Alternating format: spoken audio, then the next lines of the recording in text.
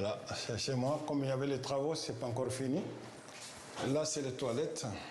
Des toilettes, une salle de douche privative. 25 mètres carrés, rien que pour lui. Un luxe auquel Toumani Traoré s'apprête à goûter.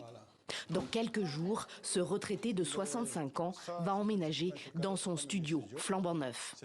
Ma chambre, pour moi, elle ressemble à un hôtel de 5 étoiles, quoi. Parce que là, je suis tout seul là, ici.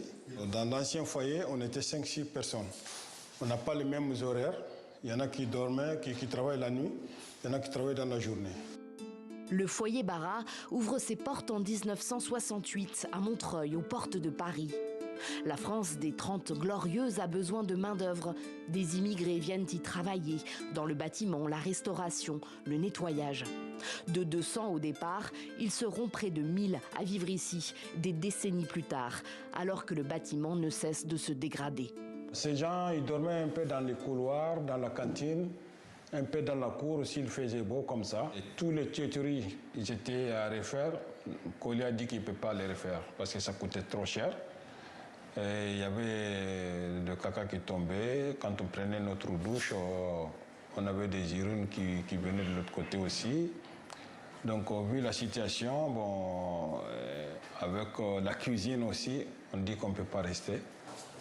Le foyer est surpeuplé, insalubre.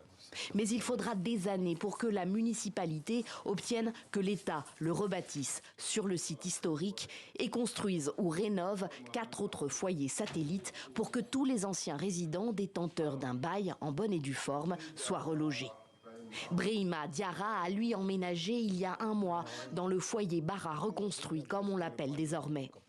Il a troqué sa chambre à 8 en dortoir contre ce studio de 18 mètres carrés. Il est plombier et aussi représentant des résidents. Il se souvient de son arrivée ici en 1997. Une évidence. À l'aéroport, je suis venu, il y a des taximans, c'est un black. Bon, dès que je suis venu, j'ai mon sac comme ça.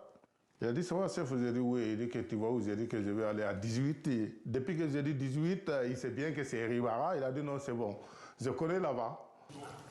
À l'époque, ces travailleurs immigrés, maliens pour la plupart, retrouvent à Bara la solidarité, l'esprit communautaire de leur pays d'origine. En lieu et place de ce petit jardin désormais décoratif, se trouvait le cœur de l'ancien foyer, connu bien au-delà de la ville de Montreuil. Avant, c'était la cour centrale, l'ancien Bara où on faisait des commerces, des cacahuètes, des mangues et tout ce qui arrivait du pays. On avait la cantine qui était là, de ce côté. On faisait la cuisine et les gens venaient manger de l'intérieur comme de l'extérieur, quoi. La mairie communiste de la ville de Montreuil se félicite d'avoir gagné cette bataille. Sans oublier pour autant que plus de 200 anciens résidents de l'ancien foyer Bara se sont retrouvés sur le carreau. Parce qu'ils sont en situation irrégulière sur le territoire français, ils n'ont pas droit à un logement, même si tous travaillent.